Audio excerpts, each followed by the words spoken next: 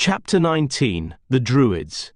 The road, to their surprise, was not abandoned. A band of small people soon appeared over the crest of the hill.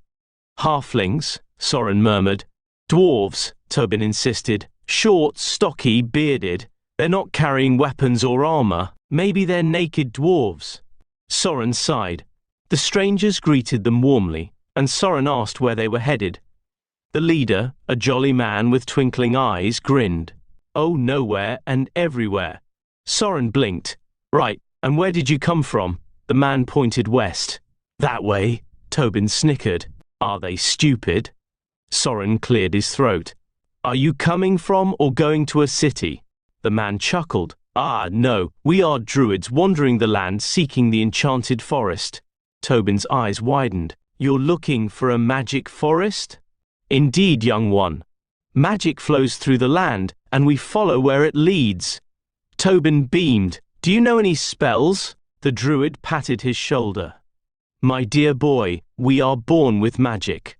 Overcome with excitement, Tobin eagerly demonstrated his fire spell, the one he had spent all year perfecting, only for it to remain a sad, flickering ember. The druids chuckled kindly. Ah, young one, we do not need words to cast spells, but if you practice every day, you will master it. Tobin's face turned red as the druids giggled amongst themselves and continued on their way. They're laughing at me, he grumbled. They're laughing with you, Soren corrected.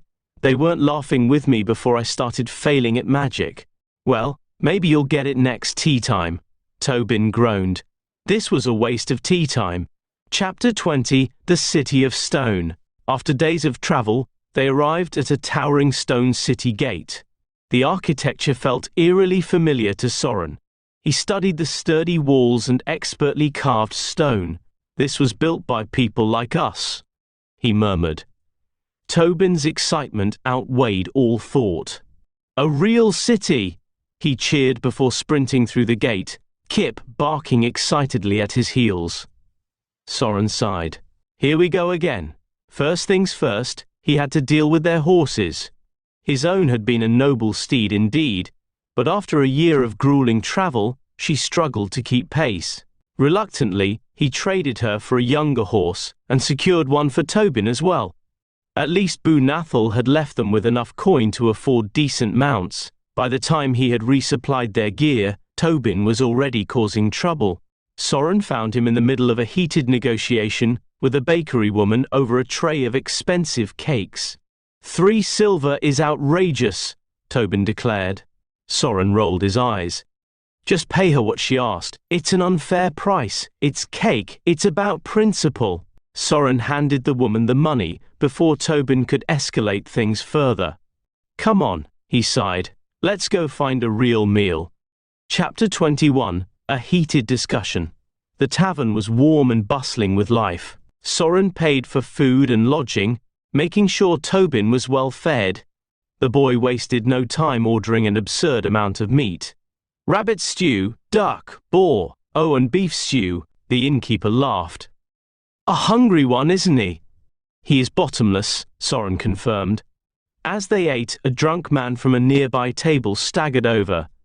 Travellers? He slurred. Where you from? Ithanor, Soren said. The man's friends laughed. Northerners, never heard of it, the drunk man sneered. It's a small settlement, Soren explained. Our grandparents fled the homeland to escape the plague.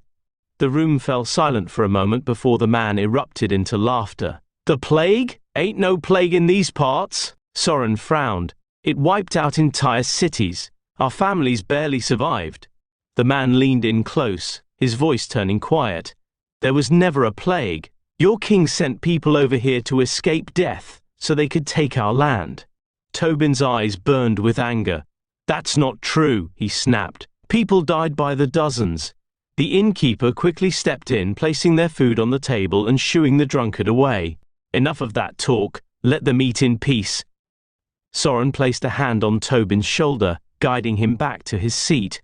The boy muttered bitterly between bites of stew.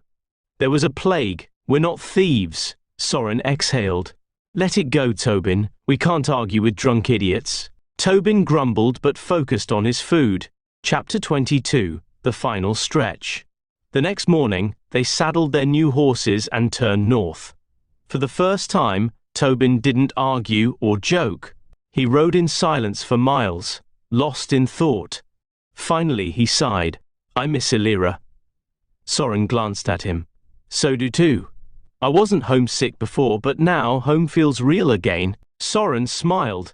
"Almost there, little brother." Tobin sat up straighter, determination sparking in his eyes.